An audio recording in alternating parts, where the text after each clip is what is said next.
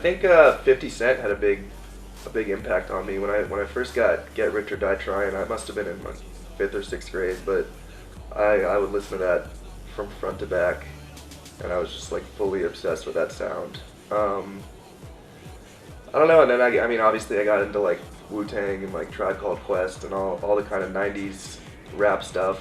But I mean, it all sort of started with that club-oriented sound. I mean, I fucking love the scene right now. I think it's so diverse, and it allows so many people to sort of pick something that they like out of the game. So I really do think this is like one of the best times in hip-hop right now.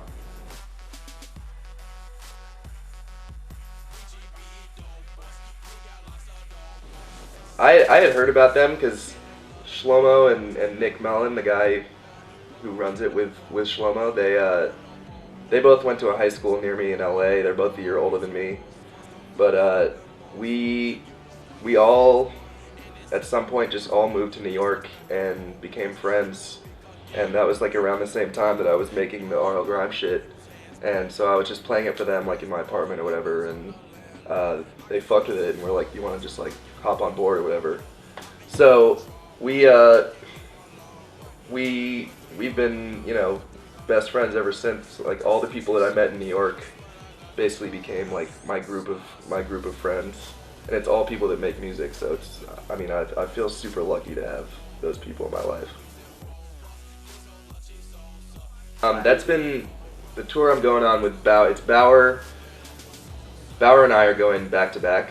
I think it's not 8 or 9 dates. And it's me, Baauer, Ryan Hemsworth, and Jimmy Stack, who are all super good friends of mine. So I think we have a tour bus, which is going to be really interesting.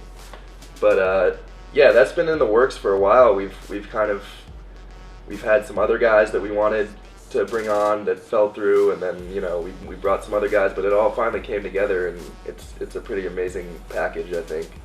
So I'm not exactly sure where we're going. I haven't checked, but I think it's a lot of the Midwest and a lot of places I haven't been before.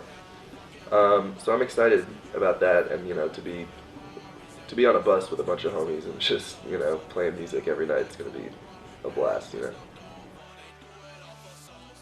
I mean, I try not to think too much about it, because I mean, I honestly have been kind of running both of these projects for almost a year and a half now, so you know, I get a lot of questions about it, but it's not too bad, because I have clear directions of where I want the projects to go, which helps a lot for me to separate them. But I mean, of course it does get confusing, and I mean, I've had moments like on Twitter where I'll say something about Clockwork from the RL account and vice versa. So I mean, that's the only real mix-up, but besides that, I mean, I'm happy where things are right now. I still get tweets and whatnot every day. They're like, oh, mind blown, like didn't know, you know. So it's cool to see. Taking notes of my keyboard. What you bothering me for? There's a room full of niggas. What you following me for?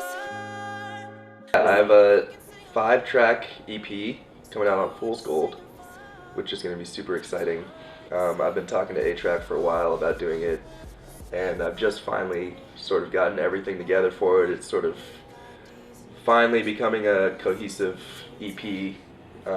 There's going to be a track featuring a rapper, which is going to be like my first time doing that, and then 4 original tracks that aren't necessarily just like straight 70 BPM, you know, whatever the fuck, using a Lex Luger producer sound kit or whatever. So I tried to do some different shit on it, so hopefully people are into it.